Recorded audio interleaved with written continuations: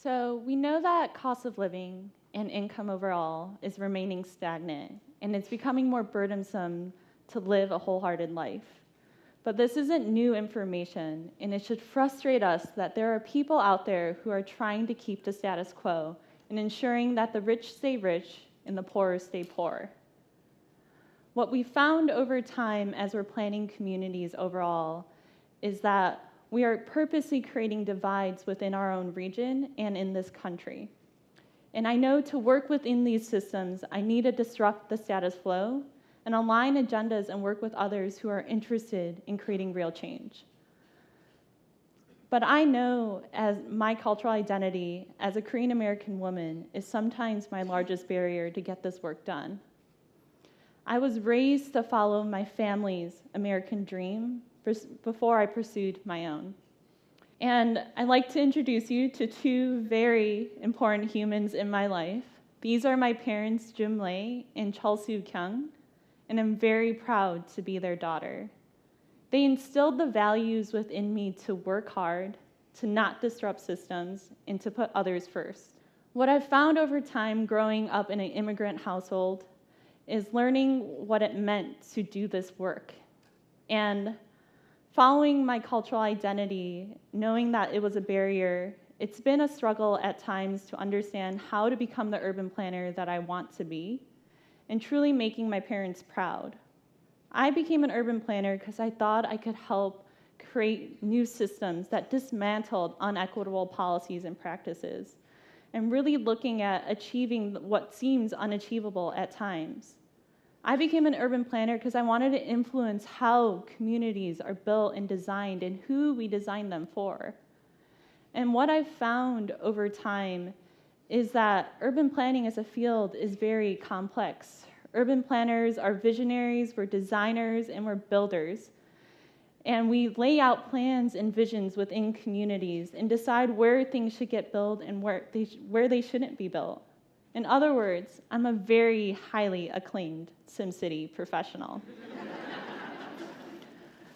And while we understand that urban planning is a tool that can be used for good, what we found is through the planners who are making these decisions, sometimes we're short-sighted in knowing the impact that we can make within communities. For example, take the Grove neighborhood.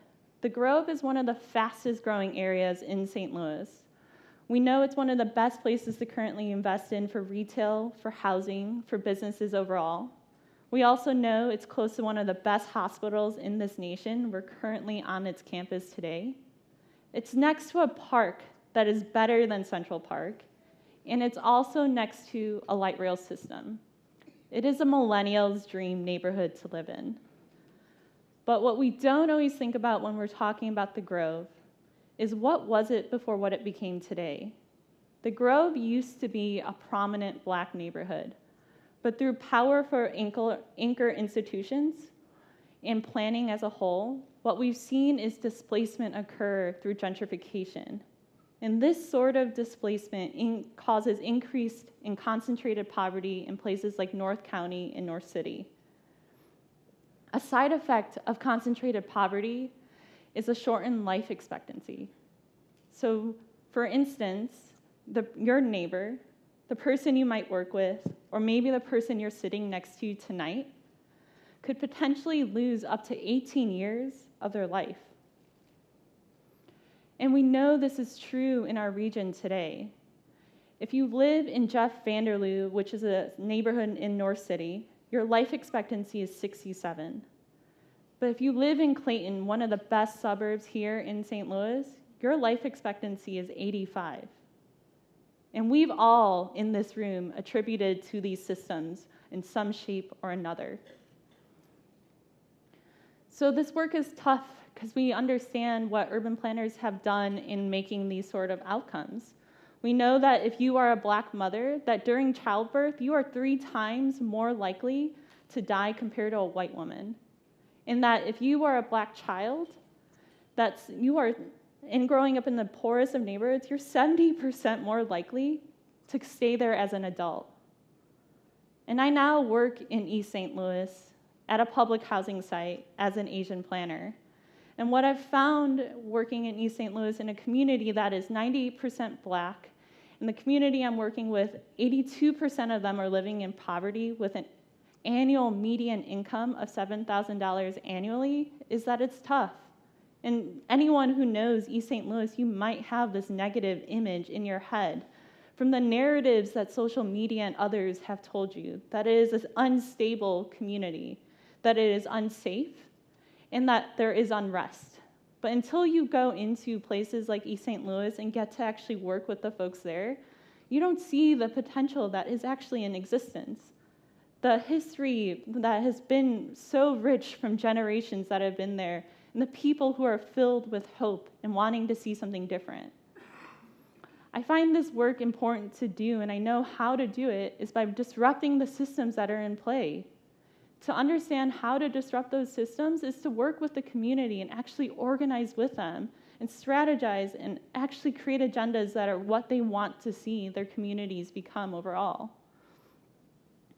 But this work is not easy to do knowing the impact my planning profession has done. And I'm always constantly struggling with it, especially as an Asian planner here in the St. Louis region.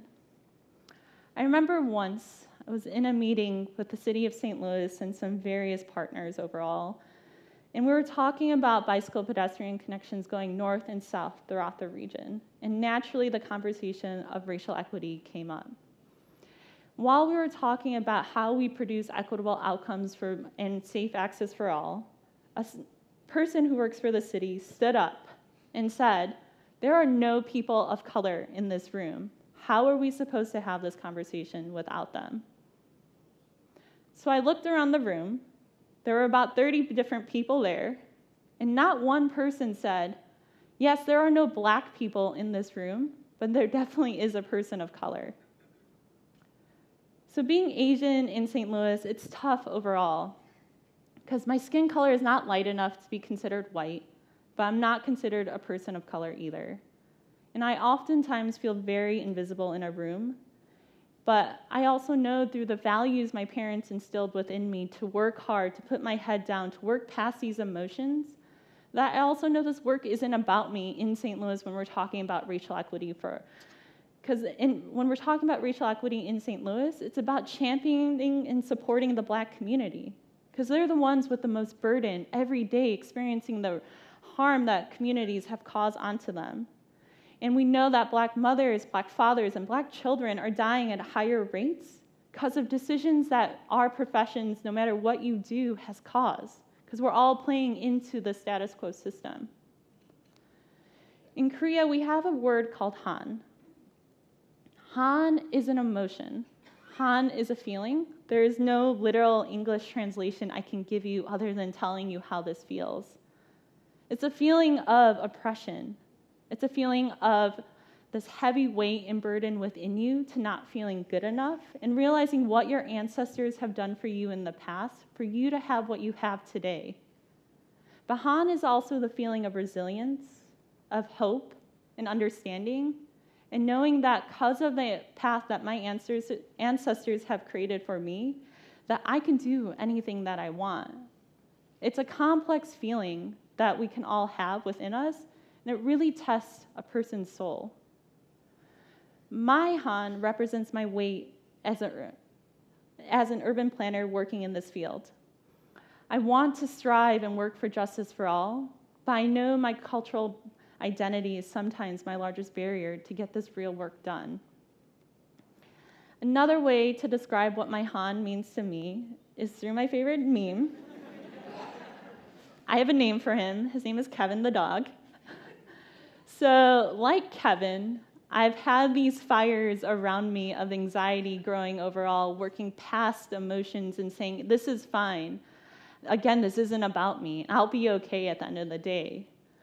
But what I've found over time, what these fires to me symbolize, are that I'm always constantly surrounded by my cultural identity as a Korean American, being a daughter of immigrants and the role they expect me to play, and wanting to work in a space of racial equity, but knowing that in St. Louis, it's talked about in a black and white lens.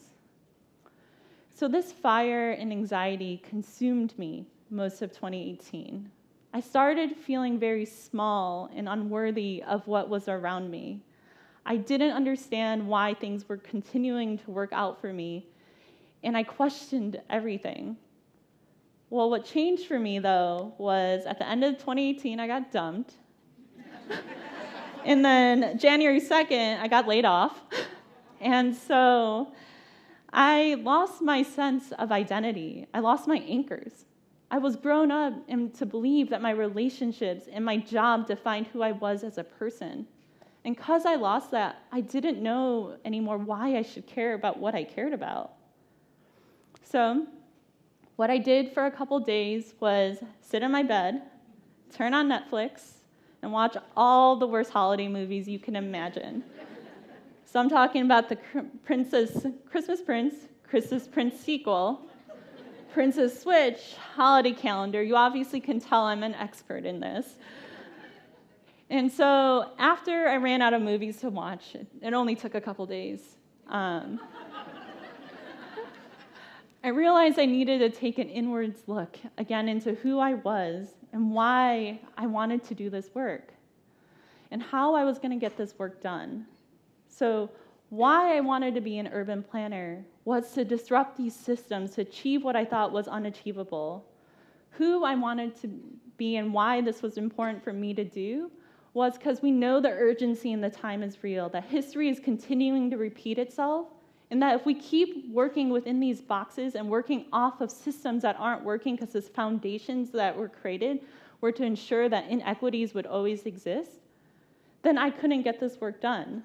So how I was going to get this work done was working alongside the community, the working class people who are just trying to survive and make it to the next day. And how we were going to continue to do this work is to build community trust and to earn that trust and keep working for that trust, to show up and be there for them and create agendas that they want to see happen and actually do that. So I don't want to be a status quo person. I don't want to be a status quo planner. I want to be a change maker who cares too much. And I know that this work is challenging and it's tough in a region like St. Louis where there's so much racial tension, there's so much distrust from the history that we have around us, but we also know that St. Louis is filled with resilience and hope and wanting to see real change as well.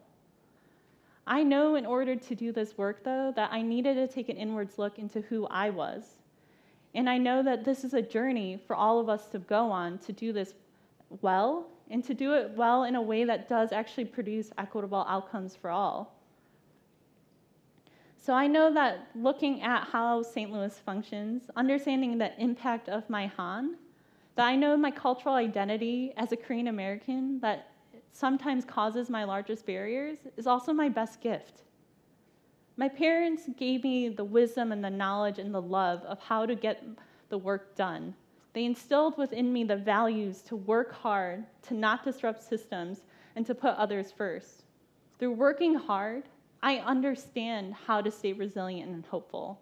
To not disrupt systems, I know how to navigate difficult conversations and be uncomfortable because I'm strategizing, creating agendas with others towards a path of racial equity. And to put others first, I know how to take a step back and to listen and hear what the community is telling me and create goals with them that they want to see happen. So my approach as a planner and how I think we all should approach our work is with a healing lens. It's understanding the past traumas that communities have faced and creating solutions that are moving towards a space of healing and trust.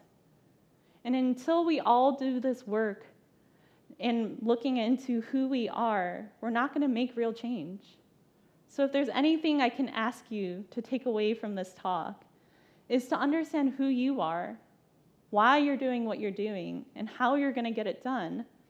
And once you understand that motivation and knowing that it's going to take a lot of vulnerability and brave acts of courage to do this work, then maybe we can actually move towards a space of justice for all and racial equity. Thank you.